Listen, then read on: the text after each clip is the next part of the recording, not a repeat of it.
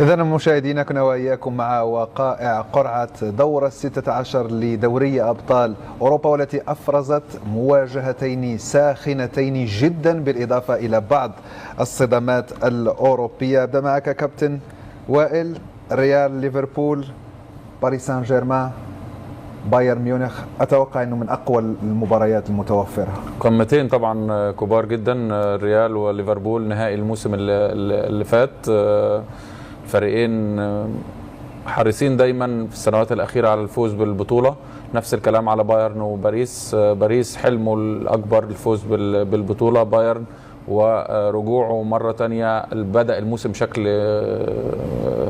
مش جيد، ولكن حاليا هو من أقوى الفرق اللي موجودة، فريق متماسك. ناجلزمان قدر ان هو يحط ايده على الفريق بشكل قوي، ووظف اللعيبه بشكل جيد.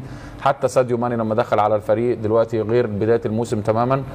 انما زي ما قلنا من شويه ان بعد شهر ونص ولا شهرين الامور هتكون مختلفه طبعا. طبعا كده كابتن عبد العزيز، هل يمكن ان نقول انه بي اس جي غير محظوظ في القرعه على مدى السنوات؟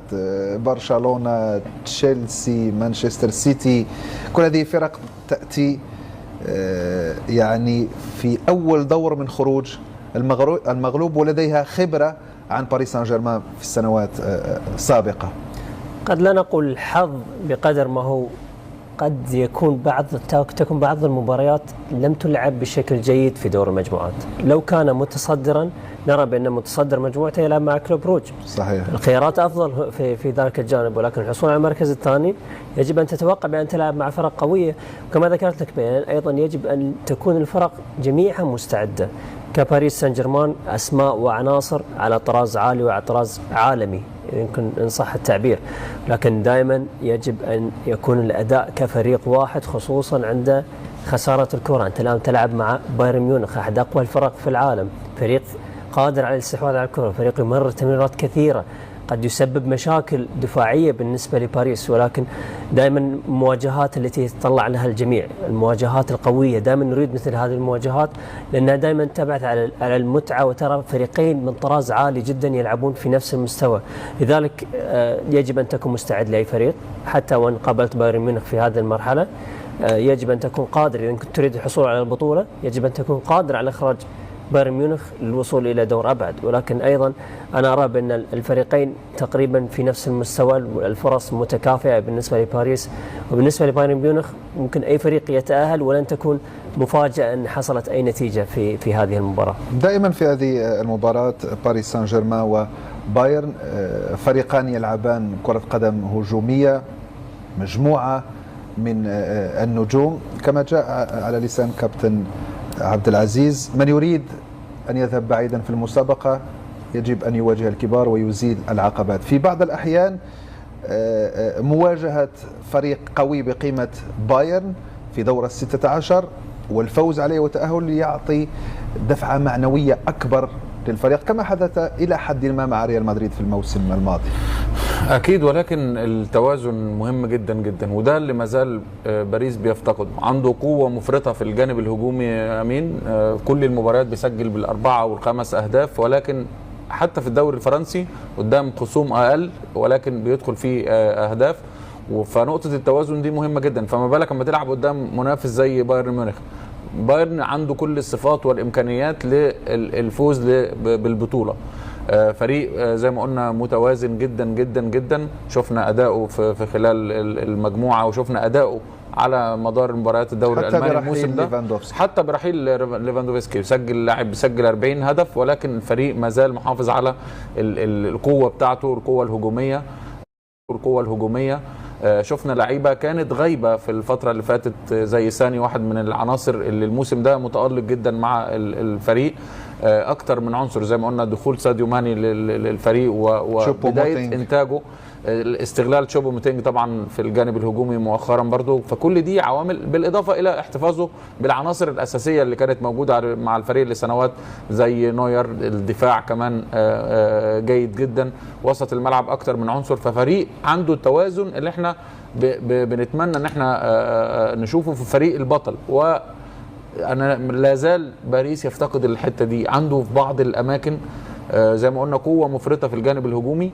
بعض الاماكن في وسط الملعب لسه تحس ان المدرب مش لاقي التوليفه المناسبه اللي تحفظ له التوازن في الفريق. الدفاع برغم وجود الاسماء والثلاثي الدفاعي واستغلال الاطراف عن طريق حكيمي ومندز اللاعب البرتغالي، انما بنحس في لحظات الفريق سهل انه يقبل اهداف، وده مش المفروض انه يكون موجود في الفريق اللي بيبحث عن البطوله. وهذه عكس الخطه التي يلعب بها كريستوف غالتي، من يعتمد على 3 ويصير 5 في الادوار الدفاعيه، المفروض ان لا يستقبل عدد اهداف اكثر لانه يكون الجانب المفروض ان بيبقى فيها كثافه دفاعيه، او المفروض، انما ممكن بعض التقصير في الواجبات الدفاعيه اللي عبد العزيز اتكلم عليها ممكن تكون ده سبب في استقباله للاهداف. كابتن عبد العزيز، حتى نعطي حق الانديه الايطاليه هذا الموسم 3 انديه. نتحول سريعا مره اخرى الى مراد العربه، معه إيميليو بودراغينيو المدير الرياضي لنادي ريال مدريد. شكرا. معي هذه المرة المدير الرياضي لفريق ريال مدريد الإسباني إيميليو بودراغينيو. إيميليو, great to see you here today. مرحبا بك في قناة البين سبورتس. حدثنا عن المباراة المرتقبة ضد نادي ليفربول، هذه إعادة لنهائي تشامبيونز ليج في الموسم الماضي. مثل ما قلت سنخوض مباراة ضد وصيف نهائي العام الماضي. نادي ليفربول فريق قوي جدا، والمباراة ستكون صعبة على الفريقين. أنت تتحدث عن فريقين عريقين ينتميان إلى الاتحاد الأوروبي لكرة القدم. تخاض المباراة في سانتياغو برنابيو وفي ملعب الأنفيلد، ملعبين عريقين، وننتظر الكثير من هذه المباراة، ولكن لابد أن نكون جاهزين بنسبة 100%. ولكن لدينا ثقة في أنفسنا، وأنا متأكد وأننا سنبلي البلاء الحسن. نحن الأبطال، وسوف نبذل قصارى جهدنا على أن نذهب إلى دور ربع النهائي.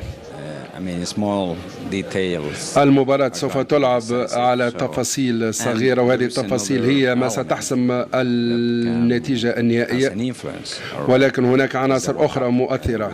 لا ننسى أيضا تأثير كأس العالم، كيف ستكون جاهزية اللاعبين بعد خوض اللاعبين الدوليين مباريات كأس العالم. بما أننا نتحدث عن نادي ليفربول، نادي ريال، كيف تقيم مردود نادي ريال مدريد؟ نحن سعداء جدا بما نقدمه إلى حد الآن في الليغا الإسبانية وفي دوري أبطال أوروبا.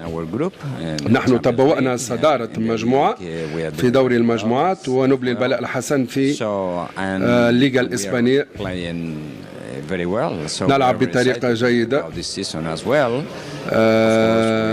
وفي هذا الموسم نحن على وعي بكل الصعوبات التي سوف نواجهها بحكم الرزنامة المقتضى. نحن نواجه الصعوبات في كل موسم، وتعودنا على تحدي الصعاب، وسوف نقوم بواجبنا على حسن ما. شكرا لك مراد.